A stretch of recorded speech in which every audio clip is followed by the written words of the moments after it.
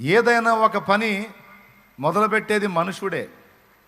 కానీ అతడు దేవుని యందు విశ్వాసం ఉంచినవాడై దేవునికి ప్రార్థించినట్లయితే ఆ పనిలోనికి దేవుడు ప్రవేశిస్తాడు.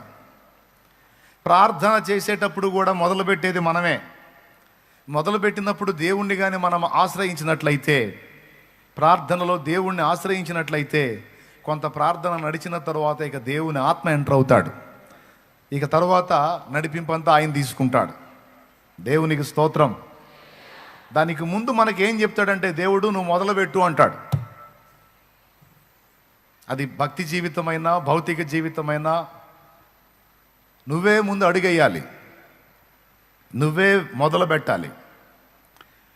ఇప్పుడు వెతకుడి మీకు దొరుకును అంటే ముందు వెతకటం అనేది ఎవరు చేయాలి? భక్తుడు చేయాలి. తర్వాత దేవుడు దొరుకుతాడు.